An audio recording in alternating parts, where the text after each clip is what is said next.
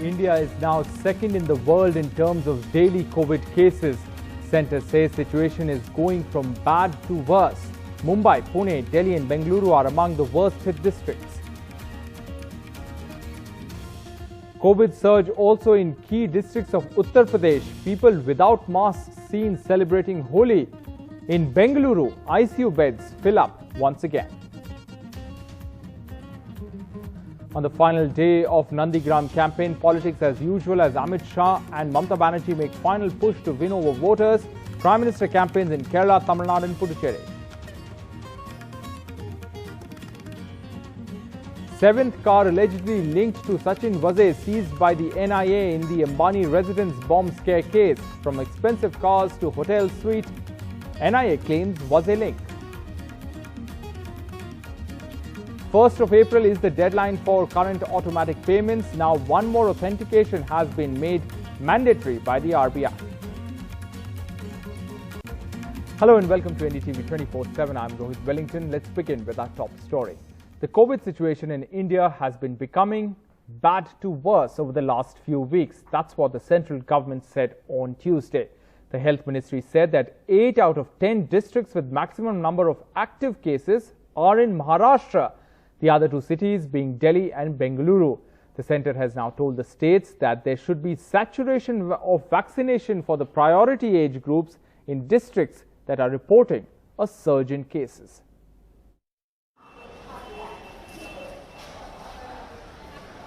Mumbai, Bengaluru and Delhi, which is technically more than one district, are in the government's list of top 10 districts with the most active cases.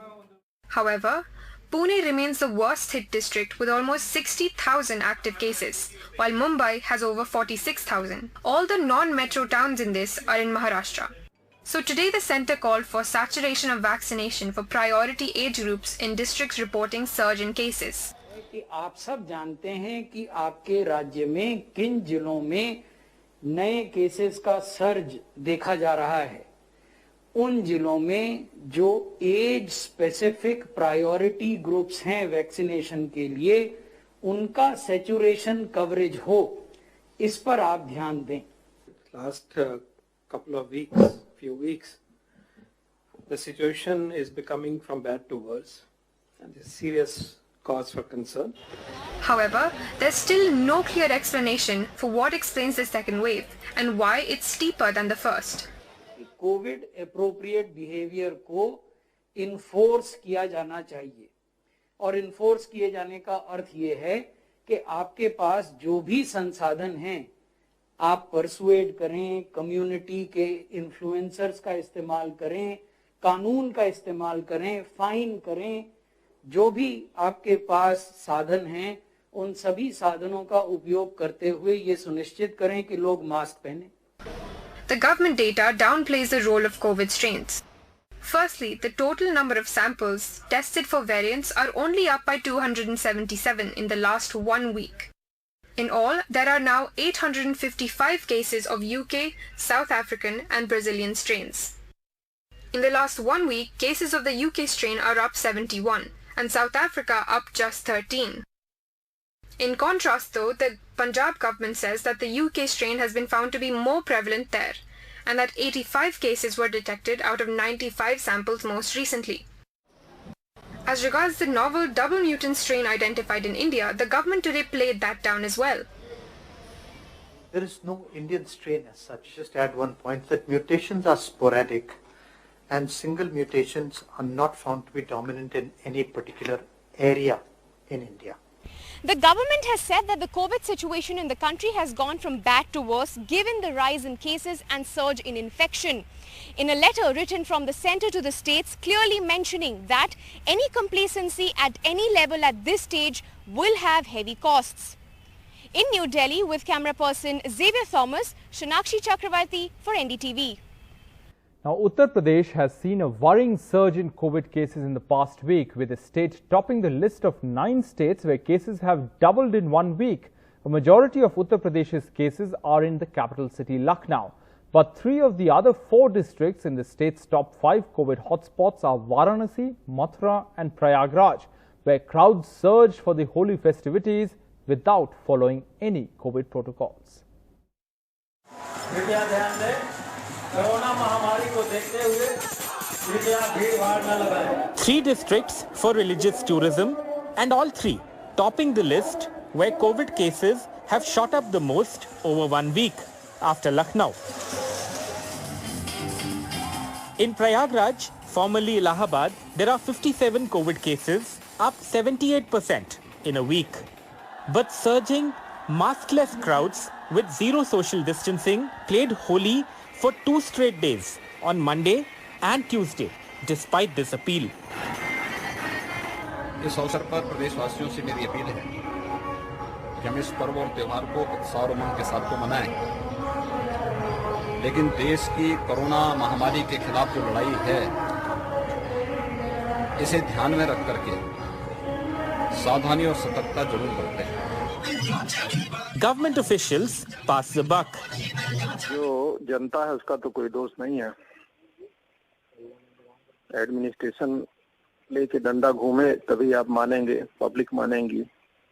Information आप लोगों के द्वारा दिया गया है, साल भर से दिया जा रहा है, तो पब्लिक को न मानना चाहिए। शिक्षा तो इसीलिए दिया जाता है ना कि आप माने।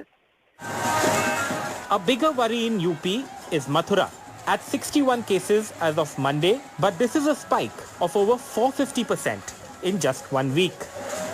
This after 4 massive holy gatherings with no COVID protocols. Mathura और वृंदावन धार्मिक नगरी हैं, तो जनता को लगता है काफ़ी दूर दूर से लोग आते हैं, ये लोग मंदिरों में दर्शन करने आते हैं, तो ये मंदिरों में दर्शन करते समय भी भीड़ अवॉइड करनी चाहिए। In Varanasi, among the world's top spiritual destinations, fresh COVID cases are at 75. They have jumped 120% in a week. सब त्योहारों में लोग आए हैं, घरों पे आए हैं, पॉपुलेशन की मिक्सिंग हुई है। अभी अब तक तो वेल मैनेज्ड है, बट ये है कि पब्लिक एड्रेस सिस्टम से हम लोग लोगों से अपील कर रहे हैं कि भाई लोग अभी भी सतर्क रहें, बचें, क्योंकि prevention is better than cure.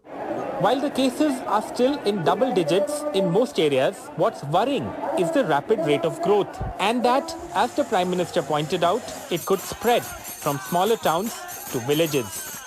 With Ajay Singh, Nitin Gupta and Saurabh Gautam, this is Alok Pandey, NDTV.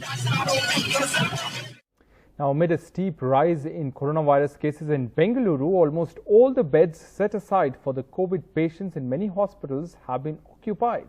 Maya Sharma reports. This is what it is really all about. The surges, the spikes, the second wave, the rising numbers. COVID patients in hospital needing help to breathe. Here at the Ramaya Medical College Hospital in Bengaluru, of the 100 beds set aside for COVID patients, 88 are full. We don't know how it will behave. We hope it will not be as bad as the first. We hope it will be better. We hope there will be an earlier peak and a shorter duration. We have to hope for it. In the first wave, we were a lot underprepared in terms of how the virus would behave, in terms of the PPE, in terms of the infrastructure. In Manipal Hospital, the ICU for COVID patients has been getting busier. We are also experiencing, some kind of a slow increase in the number of COVID cases in the ICU in the last 3-4 weeks. The reports from India say that there is an increased, involvement of young people in this resurgence of, the current surge of COVID. In another part of Bengaluru, in the specialist hospital, 20 rooms have been set aside for COVID patients. All are full. But there is more optimism this time among the medical staff here. We have seen a steady rise in the number of COVID patients. We noticed this around the first week of March. It just came with a bang, and now the cases are rising. Compared to the first wave, I feel we are in a much better position to handle this crisis, simply because now we have a set standard operating procedure. The rising numbers in Bengaluru have been described by the state government as alarming. And once again, the COVID warriors in PPE kits are ready for the fight. Maya Sharma in Bengaluru for NDTV. Let's now shift focus to elections. First, the high-stakes battle of Nandigram. The high-octane campaign drew to a close on Tuesday. On the final day, it was Mamata Banerjee and Amit Shah campaigning there in a final push to win over the voters of Nandigram.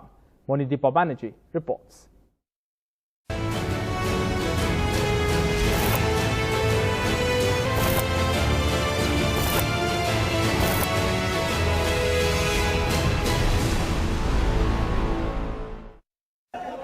Last day of campaign in hot seat Nandigram. Mamata Banerjee on a wheelchair Padyatra, sandwiched between high voltage road shows for her rival Shubhendu Adhikari by Amit Shah and Mithun Chakravarti.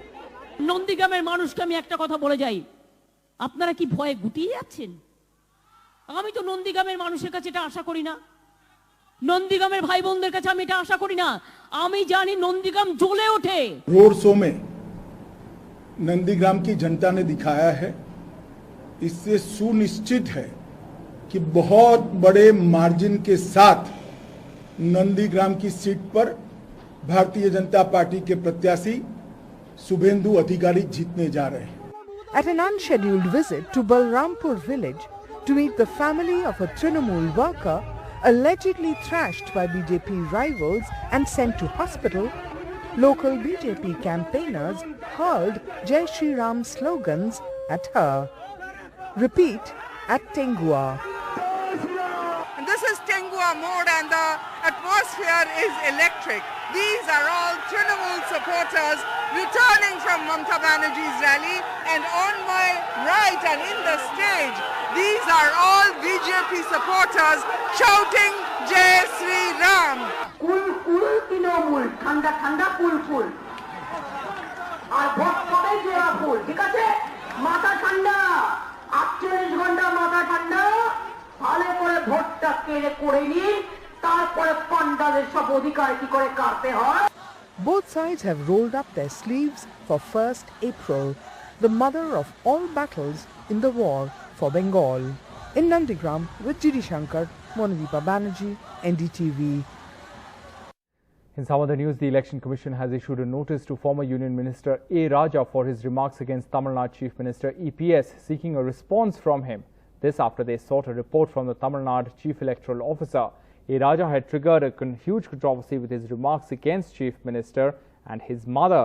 He later apologized for the comments.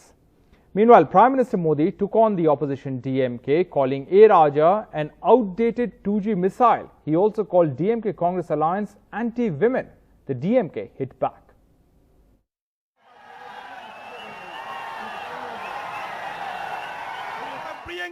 A second campaign by Prime Minister Narendra Modi in Western Tamil Nadu,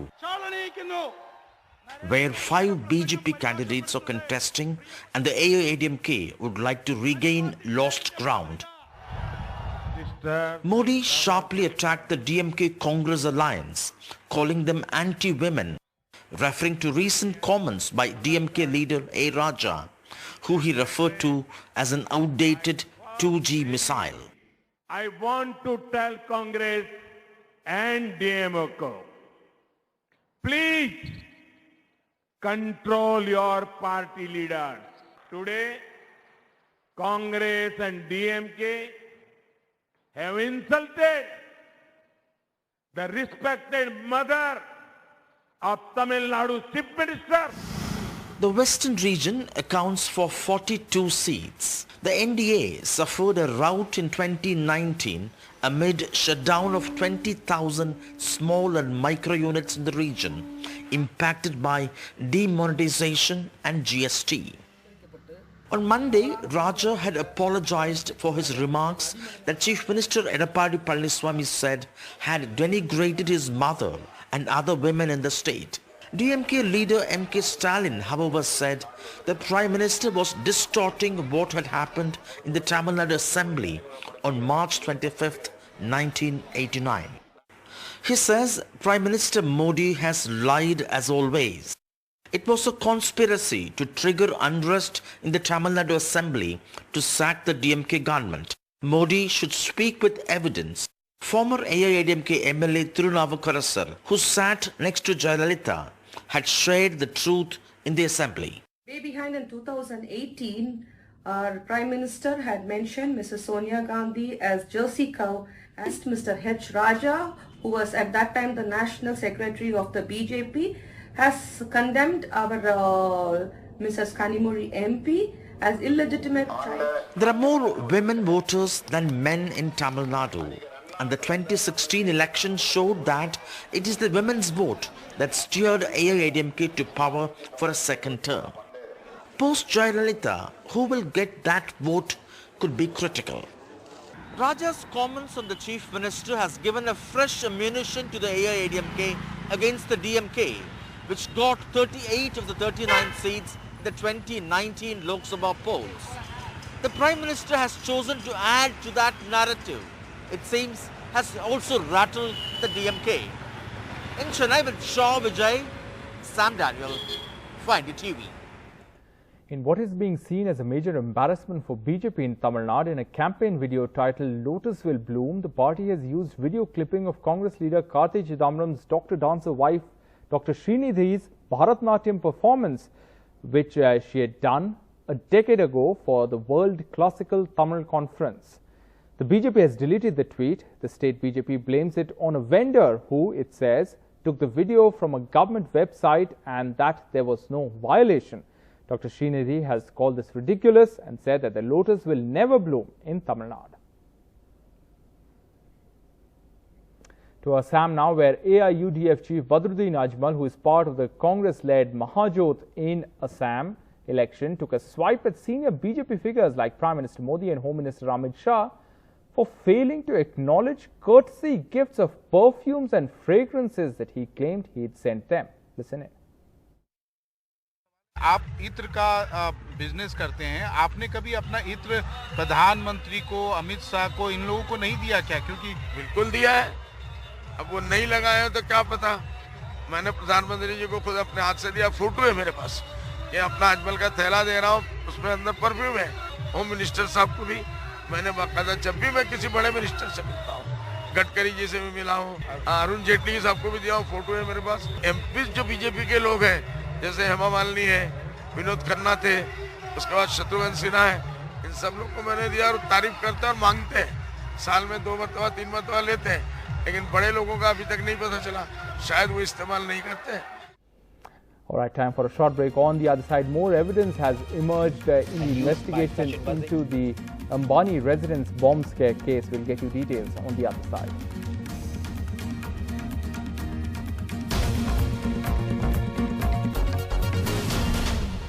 Welcome back. More evidence has emerged in the investigation into the murder of Mansukh Hiren and the Ambani residence bomb scare. The evidence, NIA sources say, is key to unraveling the conspiracy. Saurabh Gupta has more. 7 cars allegedly linked to the case and used by Sachin Vaze, now part of the NIA investigation. The latest car linked to Sachin Vaze being probed by the police, a Mitsubishi Outlander, located in Navi Mumbai. Investigators say they are still figuring out the ownership of the car, which brings the tally to 7 high-end cars linked to Sachin Vaze, including 2 Mercedes cars, a Toyota Land Cruiser, a Volvo SUV, and now the Outlander. NIA sources say these cars have been spotted on CCTV footage as well, thereby linking Sachin Vaze to these cars and, more importantly, linking him to the evidence recovered from these cars. Number plates, clothes and a cash counting machine were recovered from one of the Mercedes cars used by Sachin Vaze and parked at the police commissioner's office in Mumbai. Also, a laptop, computer and printer pulled out of the Methi River in Kurla. Investigators believe that Sachin Vaze had these dumped into the river to destroy evidence. Investigators say Vaze allegedly used this laptop and printer to type out the threat letter that was placed in the car that was laden with gelatin sticks. The NIA told the court today that they are inching closer towards finding out the motive behind the Mansukh Hiren murder. Mansukh Hiren's car was used to plant the gelatin sticks and a threat note, some distance away from the Ambani residence in Mumbai on February 25th. Hiren was found dead under suspicious circumstances on March 5th.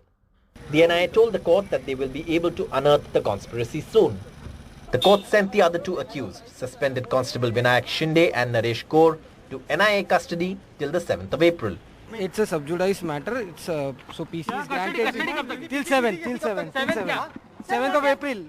The key to unraveling the conspiracy in a case that can be best described as sensational is uncovering the motive behind Sachin Vaze's actions, and with key evidence being recovered, the NIA says it's inching closer to finding out the motive, because till it finds out the motive, it still remains an unresolved mystery. With Sunil Singh in Mumbai and camera person Rajendra Dayalkar, Saurabh Gupta, NDTV. Banks are likely to decline auto payments from the 1st of April as all recurring transactions using cards and prepaid payment instruments will now require an additional factor of authentication as per an RBI circular first issued in December 2020. Rubina Mongia reports. Your standing instructions for bill payments, streaming services and more might start failing come April 1st as a new RBI mandate comes into play. Streaming services are all about the conveniences, and not having an automatic payments adds a layer to the process. Till the issue is resolved, I will still look into linking my UPI. Banks have now started sending notices to customers requesting them to complete transactions directly and notifying them about the disruption in services ahead of time. The RBI circular first issued in December 2020 states that all recurring transactions using cards and prepaid payment instruments will now require an additional factor of authentication. A notification will be sent to customers in advance before an automatic payment is scheduled, and the transaction will go ahead only once approved by the user. Transactions above 5,000 rupees will require an additional one-time. Major banks like SBI, ICICI, HDFC and Axis, however, claim that they are not ready to implement the new system. The new system requires close coordination between the bank that has issued the card, the bank acquiring the transaction, as well as the payment processor that handles the e-commerce transaction. Banks are expected to decline all such automatic payments, and users will have to make annual transactions to complete bill payment. The ruling, however, does not affect UPI transactions. While the central bank has refused to extend the deadline, the matter is expected to be resolved in the coming weeks. For the moment, however, you should be prepared to make your bill payments manually or risk defaulting on your subscriptions. Rubina Mungia, NDTV. Well, that's a wrap on this bulletin from the entire team. Thanks for watching. Goodbye.